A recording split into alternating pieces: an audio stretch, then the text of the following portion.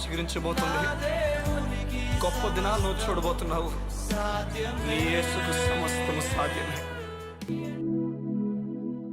Good morning దేవుని ప్రియ కుమారుడు, good morning దేవుని ప్రియ కుమార్తె. Special good morning to you. ఎంతో సంతోషం. దేవుని మాట ప్రతి ఉదయం మీకు అందించడం ఎంతో సంతోషం. మిమ్మల్ని బలపరచాలి, దేవునిలో మిమ్మల్ని స్థిరపరచాలి, మీ విశ్వాసపు లోపం తీర్చబడని ఆశ ప్రతి దినము నాకు అధికమవుతుంది. సంగమా వినండి, మోషే మొదట బలహీనుడే, కానీ ఆ తర్వాత బలవంతుడే. సంసోను మొదట బలహీనుడే, తర్వాత బలవంతుడే. చూడండి, దేవుని లేఖనాల్లో దావీదు కూడా మొదట బలహీనుడే, తర్వాత బలవంతుడు. ఎలా చెప్తున్నారండి మీరు అంటే, చూడండి, మనకు కనిపించిన స్టోరీ ఒక్కొక్కటి అయితే మనకు ఒక విషయం అర్థం కావాలి. ప్రతి మనిషి తన ప్రారంభం బలహీనంగానే ప్రారంభించాడు. దావీదు ఎలా అంత బలవంతుడు అయిపోయాడు? కారణం ఏంటంటే వాక్యాన్ని తీసుకుంటున్నాడు దినదినం. ఎవరైతే వాక్యం తీసుకుంటారో అది దానియేలు అయినప్పటికీ బలహీనుడే. షడ్రక్, మేషక్, అబేద్నెగోలు వీరు బలహీనులే. ప్రతి ఒక్కరు బలహీనులే. ఎవరైతే దేవుని వాక్యాన్ని తీసుకుంటారో వారు బలవంతులు. వాక్యము వ్యక్తిత్వాన్ని మార్చేస్తుంది, క్యారెక్టర్ని మార్చేస్తుంది. నిజమండి, క్యారెక్టర్ మారుస్తుంది వాక్యం. అందుకని మీ బిడ్డ విషయానికి వచ్చిన వాక్యం చదివించాలి. వాక్యం చదవడం ఒకటైతే వాక్య ప్రకారం బ్రతకడం మరొకటి. అలాంటిదని చూడండి, మనం యూజువల్గా మన ట్యాబ్లెట్స్ని వాడతాం. ఈ ట్యాబ్లెట్స్ కొన్ని క్యాప్సూల్స్ ఉంటాయి. ఎలా అంటే అవి ఓపెన్ చేస్తే లోపల మెడిసిన్ ఉంటుంది, పైన క్యాప్ ఉంటుంది. ఇది లోపలికి వేసుకున్న తర్వాత ఆ పై పొర కరిగిపోయి లోపల మెడిసిన్ డైరెక్ట్గా అప్లై అయిపోతుంది. అలా దేవుని మాట ఇలా క్యాప్సూల్స్లో ఉంటుంది. ఈ పై పొర ఊడాల. ఆ పై పొర ధ్యానంతో ఊడుతుంది. ధ్యానంతో, బై మెడిటేషన్. ఒక సంగతి ఉందండి, అబ్రాహాం గురించి ఒక సంగతి ఉందనుకోండి. ఆ సంగతి గురించి ఆలోచించాలి. అబ్రాహాం ఇస్సాకును తీసుకెళ్ళినప్పుడు లోపల ఎలా ఫీల్ అయ్యాడు? మీరు దేవుని వాక్యం ఆలోచించడం ప్రారంభిస్తే దేవుని ఆత్మ మీకు సాయం చేయడం ప్రారంభిస్తాడు. ఇస్సాకు ఎలా ఫీల్ అయ్యాడు? యేసు ప్రభు శిలువ మీద ఎలా ఫీల్ అయ్యాడు? ప్రతిదీ కూడా మీ మనసులో మెడిటేషన్ ప్రారంభమైపోవాలంటే ప్రతి కథను చదువుతూ దాన్ని ధ్యానించాలి, ఆలోచించాలి. దివారాత్రులు ధ్యానించేవాడు ధనుడు.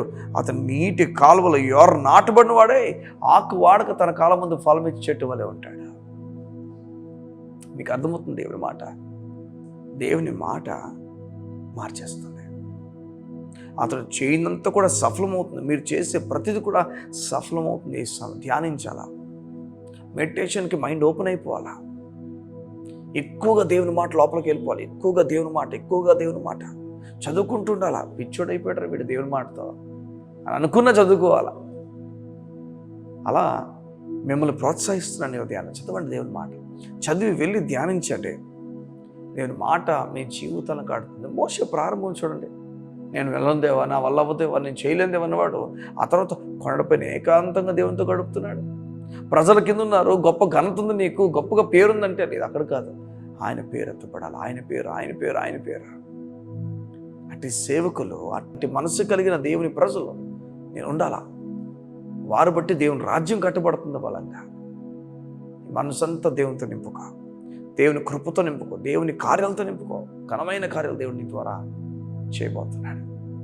ఈ ఉదయాన దేవుని మార్చేత ప్రారంభించండి. దేవుని మార్చేత అడుగులు వేయండి. దేవుని మాట ధ్యానించండి. వ్యక్తిత్వాన్ని మారుస్తాడు, జీవితాన్ని మారుస్తాడు. నువ్వు చేయనంత కూడా సఫలం చేయబోతున్నాడు. కళ్ళు మూసుకున్నట్లయితే ఈ ఉదయం మీ గురించి ప్రార్థన చేస్తాను. మా ప్రియ పరలోకపు తండ్రి, మీకు వందనాలు. నీ బిడ్డలకు నూతనమైన విషయాలు మీరు తెలియజేశారు. ధైర్యం అనుగ్రహించుచున్నారు, నెమ్మదిని అనుగ్రహించుచున్నారు, పిరికితనం తొలగించుచున్నారు. మీరు మాట్లాడుతున్నారు. ఓ ధైర్యంతో, నెమ్మదితో మమ్మల్ని ఉండమని, నీవు వాక్యమును మా జీవితంలో అంగీకరించమని కోరుతున్నావు. వాక్యం చేత నింపబడని కోరుతున్నావు. వాక్యం చేత నింపబడడానికి ఇష్టపడుతుండగా మా జీవితం, వ్యక్తిత్వం అంతటిని మార్చి నీ కొరకు బ్రతుకున్నట్లు కృప దయచేసి నడిపించబడుతుంది. యేసు నామమున నీ బిడ్డలను ఈ ఉదయం దీవించవచ్చు. నూతన కార్యాల వరకు జరుగుగాకని ప్రార్థించవచ్చు. యేసు నామమున ప్రార్థించవచ్చు నా తండ్రి. ఆమేన్. ఈరోజు మీ జీవితం దేవుడు గంభీరమైన కార్యాలు చేయను గాక. ఆమేన్. God bless you. See you tomorrow. నైనా నిన్ను ప్రేమించే వానిగా ఏ స్థితిలో నైనా నీకు మొరపెట్టే వానిగా చేయుము నా దేవా, చేయుము నా దేవా.